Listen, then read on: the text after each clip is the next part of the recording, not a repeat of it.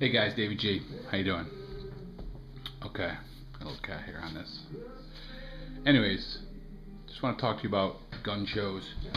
I went to a gun show this past Saturday, and I live in the Northeast, and I don't think our gun shows are what Southern gun shows are. They're kind of lame, but it was something to do on a winter day. And what I've been going mainly for is knives. I never thought I was a knife guy. I'll have to show some of my knives.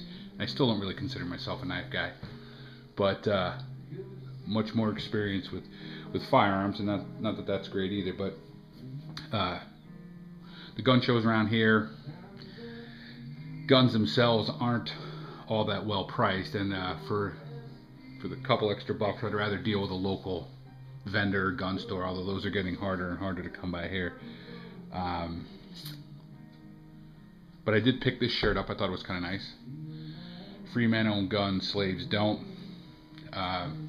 The guy was selling them there. And then I actually picked up a beer koozie too. Same thing. And the thing I like about the knives is that the gun stores that I frequent here don't really have a huge selection of knives. And I get on these websites, on these YouTube channels like Hell's Army, Cutlery Lover, and then some other guys who are Cibolo Dave. Those guys, they have such an array of knives, and really the gun stores I go to usually might carry one or two lines. I owned a Spyderco once I picked up at a gun store. I have a Benchmade, and I have some other buck style knives, Gerber, that I picked up here and there at, believe it or not, places like Sears Hardware, when they were going to stop selling knives, I guess. But that's what I love about the gun show. I went to this one this past Saturday. It was only about 350 tables, and there's one guy out of Massachusetts. I actually met him at another gun show several years back, and he carries a big line. In other words, he has Microtech. He has he actually did have some Emersons. He had Benchmade, Spyderco, I think I said that, Kershaw. And his deal is he carries like a full line of the knives, zero tolerance. He also carries a lot of lights. He doesn't really carry any firearms himself, that I've seen anyways.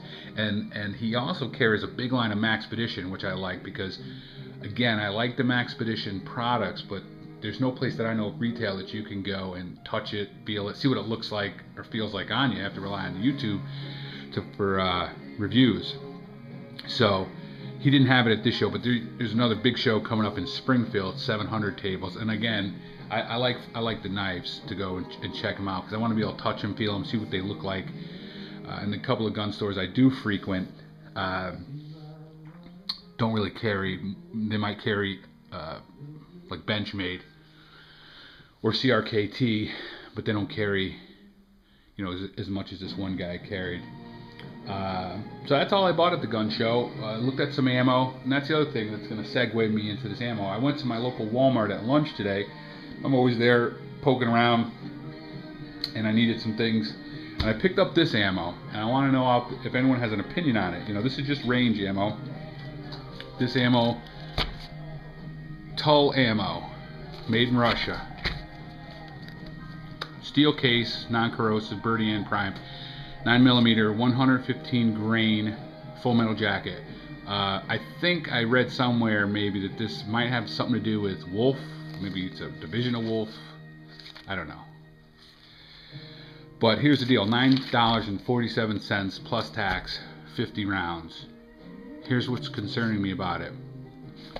I asked the guy to get me a couple boxes out of the case, and his response was, "You don't like your guns too much, do you?"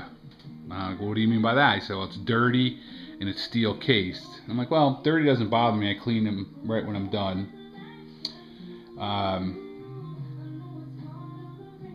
And I'm going to fire this out of a Glock 19. It's probably 10, 12 years old.